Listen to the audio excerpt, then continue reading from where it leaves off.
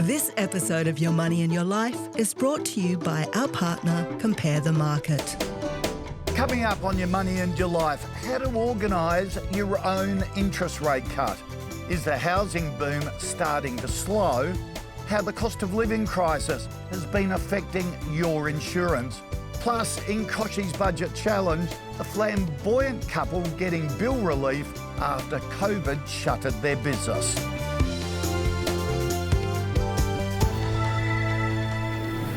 G'day and welcome to Your Money and Your Life, the show that's all about saving, spending, investing, and most importantly, enjoying your money. My mission is to make sure you make the very most of your money and you're getting the very best deals on everything from home loans to credit cards, insurance and petrol. Today, we're going to start with Kochie's Budget Challenge. Every week, with the help of the team at Compare the Market, we show real families how to find better deals on their biggest bills and save potentially thousands of dollars. So let's meet our first case study for the season, Joanne and Wayne. Joanne and Wayne are semi-retired. They moved from Sydney to Perth when the main part of their commercial airbrushing business of 35 years shut down due to COVID. They've got an eye for art, but do they have their finances in order? Let's see.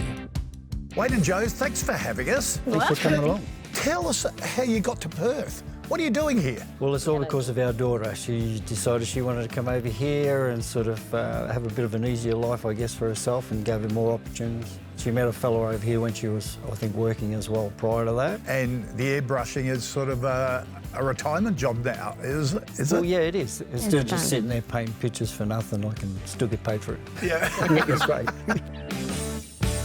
Now, I know you live in WA, but Wayne, you look familiar. Yeah, you probably wouldn't remember, it's quite a while ago, but Martin Place, back when the days there we used to do things out Martin Place, that's when I did a caricature of you. Oh, now that does look familiar. You remember the book? Because I then used it for our joke books. Yeah. Wow. There you go. Joe, was it a good move from Sydney here? You sold the Sydney property as well? That's right. And then from that, we were able to buy 2 homes here. Right. So we've made one as an investment home, which we Airbnb, and this one we live in ourselves here. Business took a bit of a hit during COVID. Oh, yeah. We're having to look at how we can work our finance, like the Airbnb helps to supplement the income and that we need that we lost. It's been hard. One time we might be, the business might be really strong and we have that little bit extra, so we can have those little extra treats during that time. But when things dry up, we have to pull back and, I just sort of, no, you can't have everything you want. Being in business for yourself, a lot of people ignore their super. How's your super looking?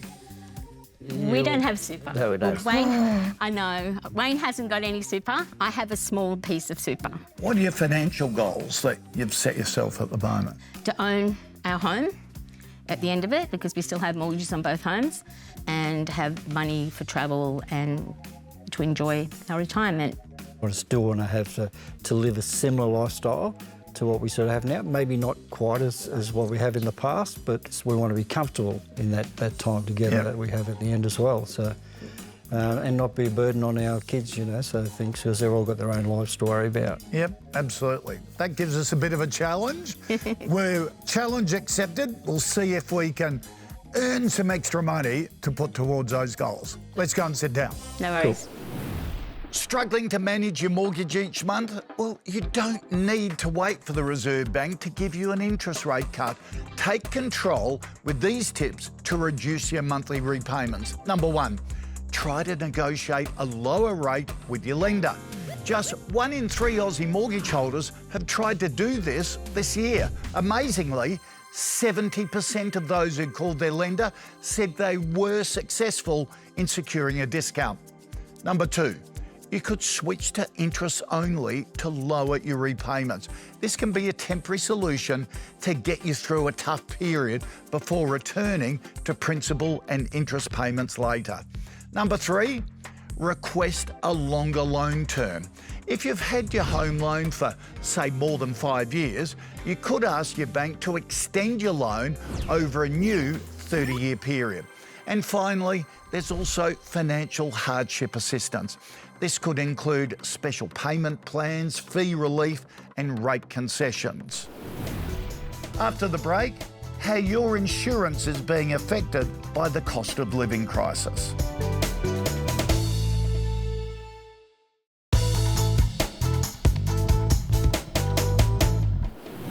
Welcome back to Your Money and Your Life. Well, when the stock market crashes, it can be devastating for some investors. Back in August, the Australian share market lost almost 4% in just one day, wiping around $100 billion from the market in one session. That's the biggest drop since the COVID lockdown. So as we head towards the end of the year, could we see another share market crash? To find out how you can protect your investments, I'm joined by financial advisor and author of The Virgin Millionaire, Ben Nash. Ben, good to see you. Yeah. Markets are really volatile at the moment, aren't they? There's a lot of things happening around the globe, not the least American elections. Yeah. How do you see the market over the next couple of months? Well, look, I think that there's a lot of good things that are going on. We're seeing a lot of companies performing quite well. Business is still good. The economies are still moving well for the large part, but there is still some uncertainty out there. And that's why, that dip that you mentioned in one day, that investors are a little bit on edge. And so sometimes when bad news comes out, we get a really strong reaction and it's either good or it's not so good. And when those not so good reactions come out, people panic, they get all emotional. So Ben, what should people do with their investments if there is a crash? Well, I think the biggest thing that people can do is to expect that this will happen. So it's obviously never a good thing to see your investments go down in value, but that is just par for the course when it comes to investing. You want to stick to your investment strategy and follow it through, but it is important and a good reminder, I think, to make sure that you have a solid investment strategy to begin with. Okay, so what do you mean with strategy? Do you start looking at your risk profile and your appetite and things like that? Absolutely, yeah. I think that's the biggest thing, to know why are you investing, what are your specific investment goals, and what is your investment timeline. Now, ultimately, that's what it is when it comes down to risk profile, which is your mix of investments. Do you have more shares, Australian shares, international shares, or do you have more defensive investments like cash and bonds? And so typically, it's your investment timeline that dictates what sort of risk profile you should have generally. That if you're 20, that you've got a long time to invest. Say you're investing with your super, you're not touching that money for a number of decades. If you're about to retire, and that's coming up in the near future, then you should probably be investing for a slightly shorter period and perhaps have less exposure to share type investments. Super's interesting. For most people, that's their biggest exposure to markets. And when there's a crash, everyone seems to start fiddling with their investment options. Yes. Is that a good thing to do, or are people overreacting? Well, it depends on what sort of fiddling you're doing, I suppose, with that stuff. But we've seen a lot of people that have changed their investments, that have been scared by potential market downturns, and switched their investments over to defensive investments or even cash. And what happens in a lot of cases is that the markets will ultimately recover and they miss out on that recovery, particularly if people are young. So I think, once again, it's how long are you investing for? Do you have time if the markets do go down? Have you got the time to leave the money there until the markets ultimately recover? If that's the case, then short-term corrections probably shouldn't influence what you actually do with your investments. So what's the worst thing you can do during a crash? Well, I think it's being forced into reactive selling. So where you just quickly react based on what's happening in that day, and then you've immediately crystallized the loss, particularly if you're selling investments when markets are down. That's commonly the worst time to sell, because markets are at their lowest. And then, as you say, that you miss out on the market recovery. That's really good advice. Ben Nash, thanks for joining us. Good to be here. Next up, our new segment, Word on the Street. This week we asked how the rising cost of living has affected your ability to pay your insurance premium. The cost of living crisis, it's definitely affecting a manner of things, but for insurance pricing, we have seen an increase, and I think especially in car insurance. I've definitely experiencing experienced rising costs for sure. I guess from an insurance perspective, I can still afford it, so I'm very grateful for that. My insurance premium went up. I did the renewal of my home and content just yesterday, and it was just crazy. The insurance that I'm spending the most money on is a recent addition. I've recently got life insurance, and that's probably by far my biggest. Home and contents. Home and contents absolutely gone berserk. Especially living in an apartment building. You want to know that everything is safe and secure, so you're going to pay for it. I traditionally shop around, especially when I'm making that decision. So with my car insurance, I will shop around. After the break, where to for house prices as we head to the end of the year?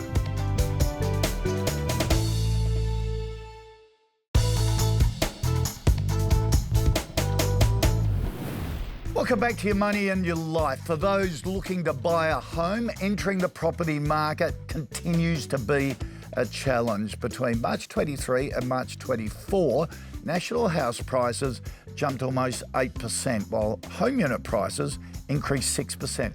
But with the spring selling season underway, is this a chance for prospective buyers to find their forever home?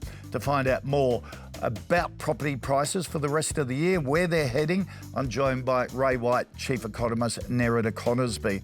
Nerida, spring selling season is in full swing at the moment. Is it going to have an impact on values? It potentially will, and we have seen a lot of properties come to market, and so much so it's the most properties we've ever seen at Ray White. So obviously great news for buyers because there's plenty available, but it could potentially start to flatten out pricing. And we focus so much on property, but it's a fairly simple market, isn't it? It's demand and supply. It's how much is coming on and whether the buyers are there.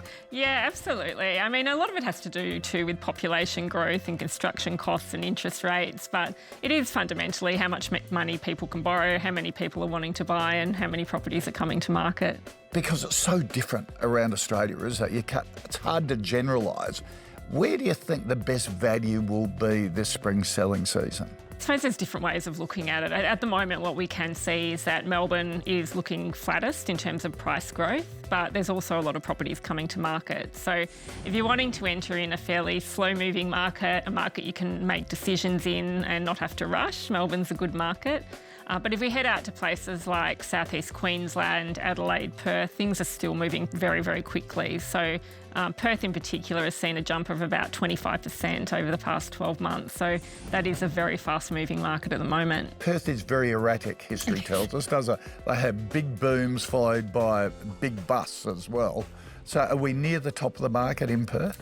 It is. It's hard to tell. I mean, on one hand, iron ore prices have come back, lithium's come back. We know the housing prices are very linked to the mineral cycle and the cost of minerals. So that's a bit of a negative, but people are still moving to Perth. Construction costs are also very, very high. We actually saw a pickup in construction costs. So it's quite interesting. If you go to the outskirts of Perth now, it was very affordable, but because houses are so much more expensive to build, they have become more expensive.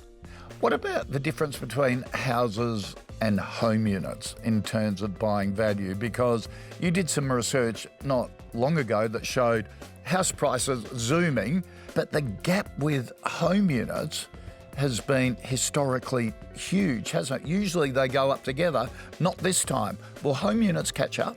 I don't think so. I think when we have a look at affordability, obviously it's very difficult to make houses affordable because you do need more land, you need to push out, but units can be made affordable because you can go higher, you can build them smaller, and as a result we've got places in Sydney and Melbourne where it's almost impossible to buy a house, particularly as a first home buyer, but people can buy an apartment. So it's not a bad thing that they haven't moved together, but we do find a lot of variability. I mean, obviously a luxury unit is moving more closely with a house compared to something that's aimed more at a first home buyer or an investor. Will you get more value in a home unit? Is it likely it will narrow the gap and outperform the growth of houses? Unlikely, but I think, it's hard to also generalise because obviously if you buy a unit in Mossman in Sydney or a premium suburb and compare it to a house perhaps on the outskirts of a capital city, possibly the unit will outperform. But generally within a suburb, buying a house is better if you can afford it. Some great advice there. Nerida Conisbee from Ray White, thanks for joining us. Thanks for having me. After the break, we return to Kochie's Budget Challenge and how we've helped Joanne and Wayne keep more money in their pocket.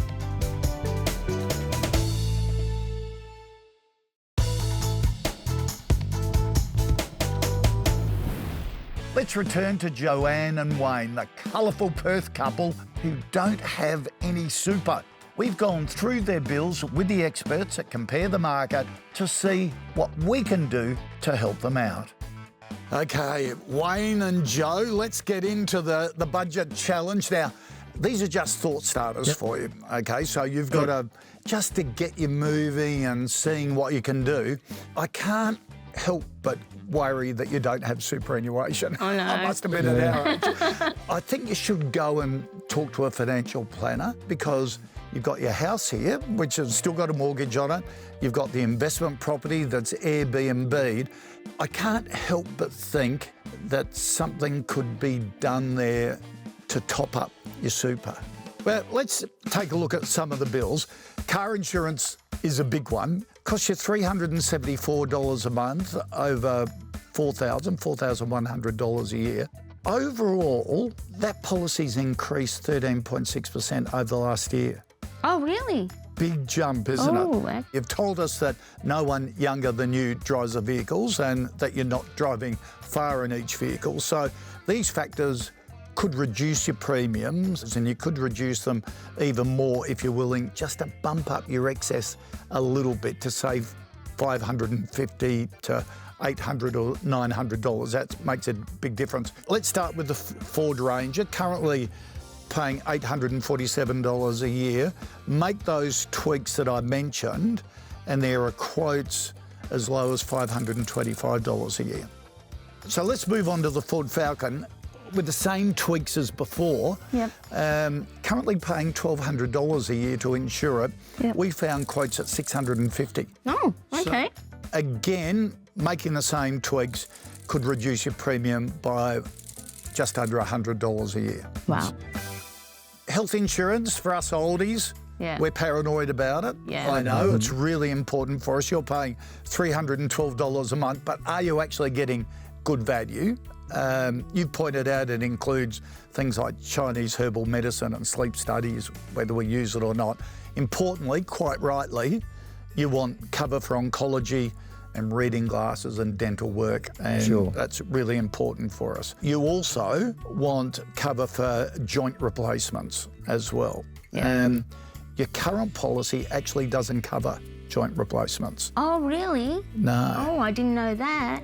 We found a policy that includes joint replacements, cover for cancer, optical and dental, which comes out about $318 a month. So even though there's not a lot of savings in the private health insurance, the cover has been increased to what you want. Now, if you want to save even more on the private health insurance, you could move to a lower level of hospital cover that doesn't include things you said you don't want, like the sleep studies. And there's a difference of around $60 a month compared to your current policy, which stacks up to about $780 a year. So that's another option. Another option as well. You've got a great rate for your home loan, so terrific to find that. You're really keen to reduce your interest payments though by as much as possible and pay down your loan faster. Maybe put extra savings into an offset account, which can really make a huge difference. So let's say you've got $30,000 saved in an offset account for a loan of $150,000 at a rate of 6.34%. You could save $104,000 on interest over the term of the loan and potentially cut that loan term by more than 9 years.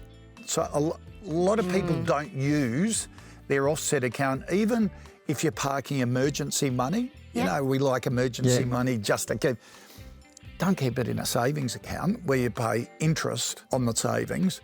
Put an offset account, goes against your loan really can work well. Okay, good. All right? Thank you. Once the team at Compare the Market has gone through all of the bills, we reckon you could claw back more than $1,700 a year. Wow. Holiday. That's pretty good.